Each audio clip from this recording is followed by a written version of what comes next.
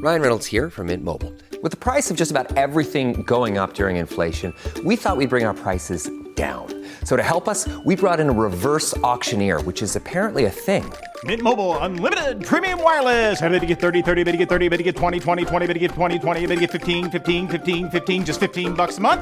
Sold! Give it a try at mintmobile.com/switch. $45 up front for 3 months plus taxes and fees. Promo rate for new customers for limited time. Unlimited more than 40 gigabytes per month. Slows full terms at mintmobile.com. Things change, but Deer Park Natural Spring Water is a constant you can count on, bringing you the essence of home for 150 years and counting. Sourced from carefully selected springs, Deer Park Natural Spring Water has naturally occurring electrolytes for a crisp, refreshing taste. Find Deer Park Natural Spring Water at your favorite local retailer today.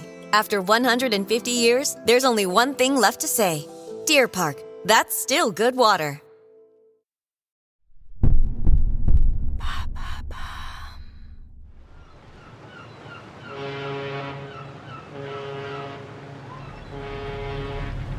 Le 11 juillet 1980, le Derbyshire, un bateau britannique, quitte le nord du Québec.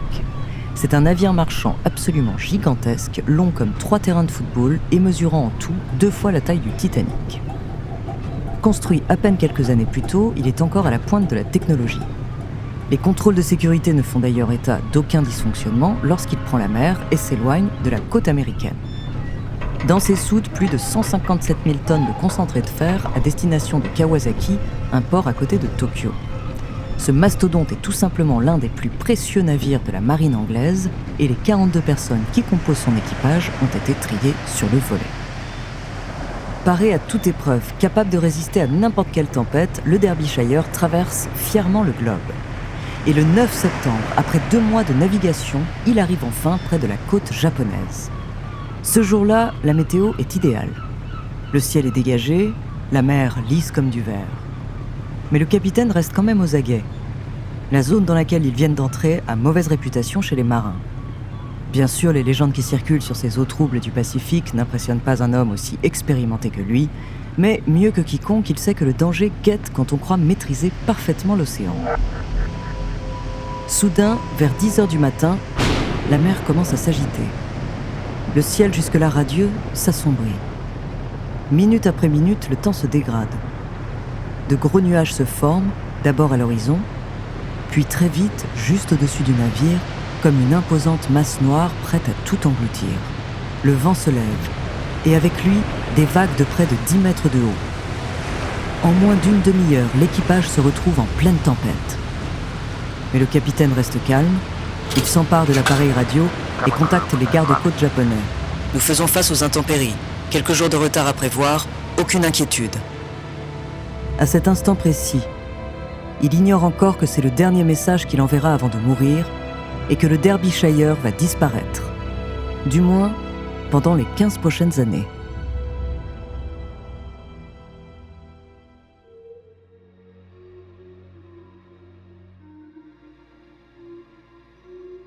Bonjour, je suis Andrea, bienvenue dans True Story.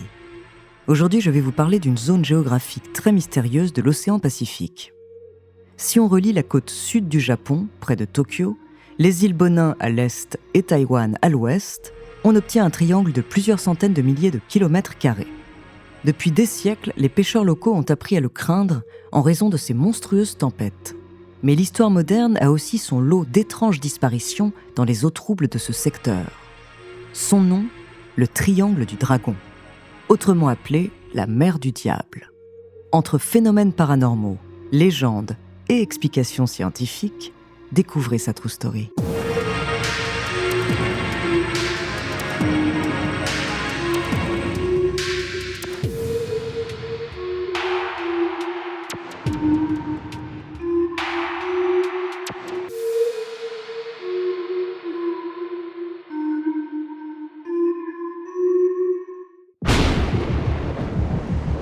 Le 9 septembre 1980, à 10h30 du matin, le Derbyshire, l'un des plus gros navires marchands de la marine britannique, est pris dans une tempête au sud du Japon.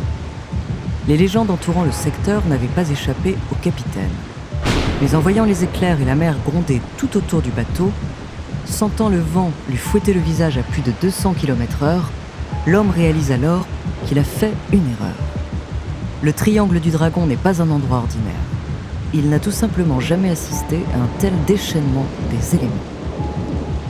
Au-dessus de sa tête, d'immenses nuages opaques tournent en spirale, comme si le ciel était en train d'accumuler assez d'énergie pour foudroyer la zone entière.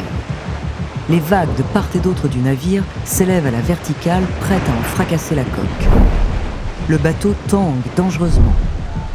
L'avant s'incline de plus en plus. Sur le pont, l'équipage est en panique. Ils n'ont pas le temps de prendre la moindre mesure de sécurité. En quelques minutes, le gigantesque Derbyshire n'est plus qu'un petit jouet à la merci de la tempête et elle ne fait pas de prisonniers. Le capitaine contemple une dernière fois la mer. Il sait qu'il n'en a plus pour longtemps. Et dans ce moment suspendu entre la vie et la mort, il lui semble sentir une présence sous-marine comme la fureur de quelque chose d'immense, quelque chose que les temps modernes ont relégué à la mythologie et que la science serait bien incapable d'expliquer. L'instant d'après, une montagne d'eau s'engouffre à l'intérieur de la cale. Le Derbyshire est aspiré au fond de l'océan sans laisser la moindre trace.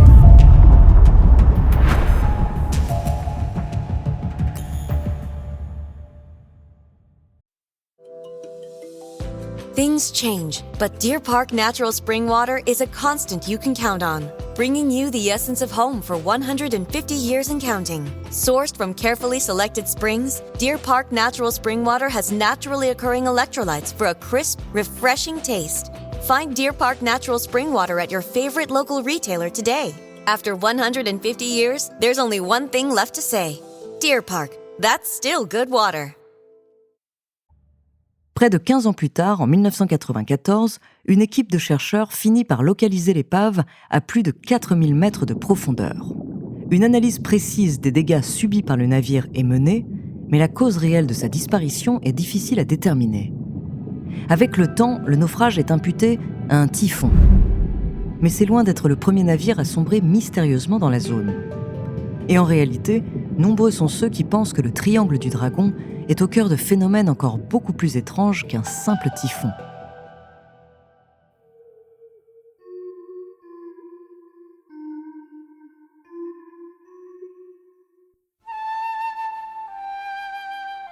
Les légendes entourant le triangle du dragon remontent à bien longtemps. Depuis des siècles, les Japonais ont surnommé cette zone Mano-Umi, la mer du diable. Les pêcheurs locaux pensaient qu'un dragon vivait sous l'océan à cet endroit précis, provoquant de fortes turbulences aquatiques et de brusques changements météorologiques. Que l'on croit ou non en l'existence de telles créatures, nombre de témoignages s'accordent pour dire que la mer semble parfois bouillonner dans le secteur, comme sous l'effet d'une grande chaleur. Certains auraient même aperçu des lueurs vives sous la force de l'eau. Mais la réputation du triangle du dragon, comme l'un des espaces maritimes les plus hostiles à la navigation, s'est véritablement consolidée au XIIIe siècle. En 1281, l'empereur chinois Kublai Khan envoie une grande partie de sa flotte envahir le Japon. Mais après quelques jours en mer, au sud du pays, 900 navires et 40 000 hommes sombrent dans des circonstances mystérieuses. Une gigantesque tempête probablement. Cet événement a durablement marqué les esprits. Et pendant les siècles suivants, les nombreuses autres disparitions de bateaux, comme le Derbyshire en 1980, n'ont fait que confirmer ce que les locaux savaient déjà, le triangle du dragon est une zone maudite que l'on ne peut traverser en toute impunité. Au-delà des légendes, que se passe-t-il réellement à cet endroit de l'océan Pacifique ?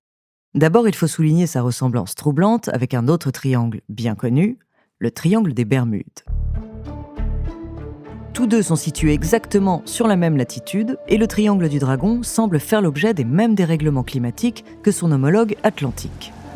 On parle d'ouragans soudains, de vagues scélérates qui peuvent brusquement s'élever à plus de 30 mètres de haut et de rafales de vent à la violence inouïe. Selon certains chercheurs, la zone présenterait aussi des anomalies magnétiques capables de dérégler les outils de navigation et de communication. Ces irrégularités sont difficiles à expliquer scientifiquement et tous ne s'accordent pas sur les données mesurées. Mais cela pourrait expliquer un certain nombre de naufrages ainsi que l'absence récurrente de messages de détresse. Cependant, deux phénomènes étranges observés par les pêcheurs locaux restent encore à élucider. Le bouillonnement de la mer et les lueurs sous la surface de l'eau. Il se trouve que le Japon est une terre très volcanique. D'innombrables petits volcans sous-marins actifs entourent le pays et tapissent le fond de l'océan. Leurs éruptions pourraient très bien expliquer les lumières aperçues sous l'eau par les navigateurs. On imagine très bien qu'elles puissent provoquer au minimum quelques remous à la surface, sans parler du bruit sourd, comme un grondement venu des profondeurs que l'on pourrait entendre depuis un bateau et facilement confondre avec celui d'une créature énorme. Par ailleurs, ces éruptions pourraient faire varier la température des hydrates de méthane présents dans la zone. D'ordinaire, ce gaz est contenu sous forme solide comme une couche de glace au fond de l'océan. Mais chauffé à 18 degrés, il redevient gazeux, remonte à la surface et transforme la mer en une eau mousseuse. Bien pire encore, il impacte la densité même de l'eau et donc la flottaison des bateaux. Il suffirait que le Derbyshire soit passé juste au-dessus d'une éruption sous-marine pour se voir transformer instantanément en une gigantesque enclume. Et puis, il y a la théorie des 12 vortex maléfiques. En 1972, l'expert en paranormal et surnaturel Ivan Sanderson a dénombré 12 endroits dans le monde associés à ces disparitions fréquentes, des observations d'ovnis et des phénomènes inexplicables. Le triangle du dragon en fait partie, bien sûr, comme celui des Bermudes. Mais il y a aussi les monts de la superstition aux États-Unis, le Kilimandjaro en Tanzanie ou encore l'île de Pâques dans le Pacifique. Selon les plus imaginatifs, ces 12 lieux seraient des portails conduisant à d'autres dimensions. Certains y voient des passages vers l'enfer ou même vers des mondes extraterrestres. La communauté scientifique réfute complètement ces théories et il n'y a aucune preuve d'activité paranormale dans ces zones. Mais le coup le plus dur porté contre le mythe du triangle du dragon nous vient des statistiques. Officiellement, ce secteur du Pacifique, tout comme le triangle des Bermudes, n'est pas considéré comme dangereux. En réalité, malgré toutes les légendes, les croyances et les récits, il n'y a statistiquement pas plus de naufrages dans ces deux zones qu'à n'importe quel autre endroit sur les mers et océans du globe.